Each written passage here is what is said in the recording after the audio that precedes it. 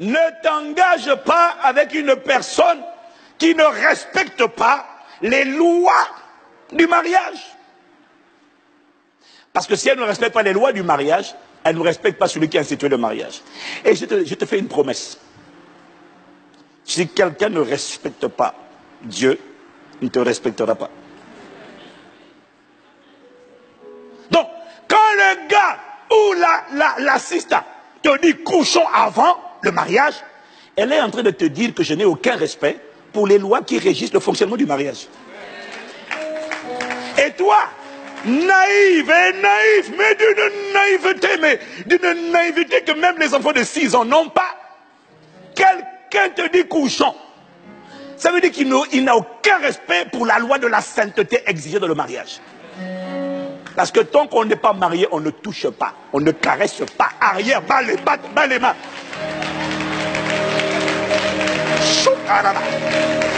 Je t'avais dit. Quelqu'un te dit couchons, tu ne discernes pas que, un, il ne respecte pas Dieu. Et s'il ne respecte pas Dieu, il ne te respectera jamais. Mais toi, il te dit couchons et tu dis, je vais quand même l'épouser. Avec moi, ça va aller. Waouh! Tu sais ce qui se passe? Et la plupart du temps qui pensent sur ça, ce sont les femmes. Piégées par ton instinct maternel. Parce que la femme a une grâce extraordinaire. Elle a un 6e sens. Le 6e sens de la femme lui permet de détecter un intubeur. Une femme qui a été trompée sait qu'elle a été trompée. C'est pas vrai? Elle le sait. Sans même que le gars dise, elle sait. Parce qu'elle a le 6e sens. Le 6e sens là, c'est pour détecter. La plupart des femmes détectent les faux types. Mais, même quand elle a détecté, Kaya Marasaya, Yedolo Masha. Regarde. Le Saint-Esprit m'a montré.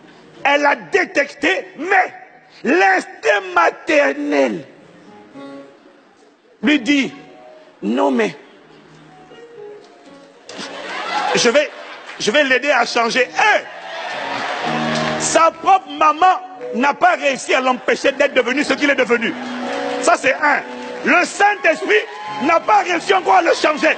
Mais toi, tu as la naïveté de croire que toi, tu vas le changer. Waouh! Oh, Kaya Marabouche. Naïveté. Le gars est broke. Ton 6e sens te le dit. Mais ton instinct maternel t'empêche de suivre ton 6e sens. Et tu te dis non, il est broke. Mais il y a peut-être quelque chose de bon qu'on peut faire sortir. Sa maman n'a pas réussi jusqu'à aujourd'hui. Le Saint-Esprit n'a pas réussi. Alors le Saint-Esprit m'a dit donc, sa maman n'a pas réussi. Dieu le Saint-Esprit n'y est pas encore arrivé. C'est un processus. Mais toi tu es sûr que toi tu feras mieux que sa mère et le Saint-Esprit assemblés. Waouh, non, j'acclame pour toi. J'acclame. Non, moi. Je suis émerveillé.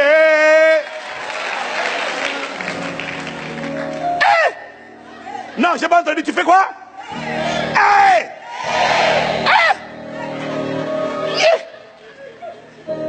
Piégé par l'instinct maternel. Waouh. Que Dieu te délivre de ce piège au nom de Jésus-Christ. Qui te donne le discernement et la lucidité. Ça va, non?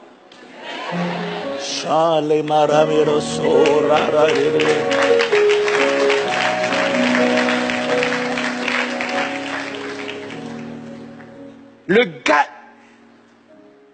ou la femme, l'assistant, la go, a décidé de ne pas respecter.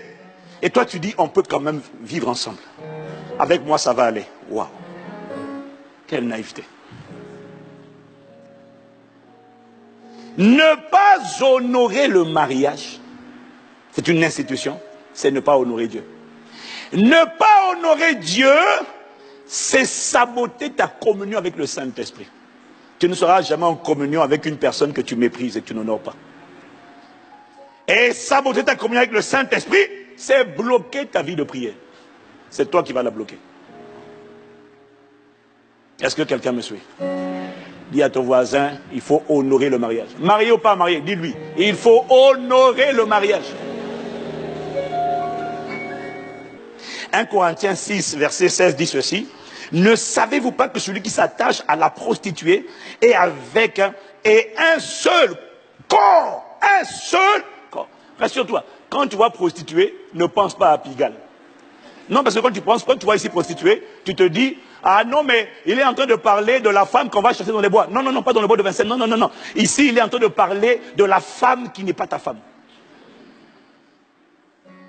C'est la femme étrangère. Ce n'est pas la tienne. C'est une femme étrangère. Elle n'a rien à faire dans ta vie. Waouh. Bon, si tu me suis, je te suis. Ne savez-vous pas que celui qui s'attache à la prostituée est avec elle un seul corps, du mot grec soma. C'est-à-dire qu'il y a un mystère derrière le rapport intime qui fait en sorte que les deux deviennent un. Physiquement, tu vois deux corps séparés, mais en réalité, ces deux corps ont fusionné. Ils sont devenus une seule chair. Mais ce qui est intéressant dans ce texte, c'est qu'il dit, il est avec elle un seul corps, car il est dit que les deux deviendront une seule chair. Mais dans tous les cas, les deux sont devenus un. Ça veut dire quoi? Ça veut dire qu'en m'unissant à toi, ça veut dire qu'en devenant une seule chair avec toi, ça veut dire que je me suis rendu vulnérable. J'ai ouvert une brèche. En m'unissant à toi par le rapport intime, j'ai ouvert une partie de moi. Tu es rentré en moi. Je suis rentré en toi. Nous sommes désormais liés. Je t'ai donné une partie de moi. Je t'ai donné une partie de ma force. Et c'est ce que dit Proverbe chapitre 5 au verset 9, lorsqu'il dit il explique par le rapport intime, tu donnes ta vigueur, tu donnes ta force, tu donnes ton énergie, tu donnes quelque chose qui est à toi. Par le rapport intime, je t'ai donné une partie de moi. Si tu me suis dit, je te suis. Et en fait, je t'ai donné ma force. Autrement dit, je t'ai donné également un pouvoir sur moi. Vous allez remarquer une chose. Lorsque tu as un rapport intime, donc sexuel, avec une personne, donc, il y a une alliance qui se crée. Tout ce que va faire ou va dire la personne avec laquelle tu as un rapport va déteindre sur toi. Dès qu'il y a un rapport, si elle t'injurie, le monde t'injurie, tu n'en as rien à faire. Mais quand cette personne t'injurie, quelque chose en toi casse. Quand elle t'encense, quelque chose en toi monte. Tu n'es pas indifférent. C'est la puissance de l'alliance. Quand tu as un rapport avec quelqu'un, si c'est récent, tout ce que va dire, va faire cette personne.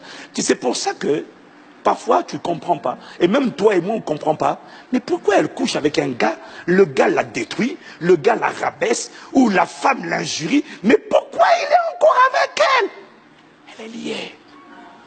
Ce que la personne dit l'affaiblit. Même quand toi tu parles, même quand Dieu parle, Dieu la fortifie.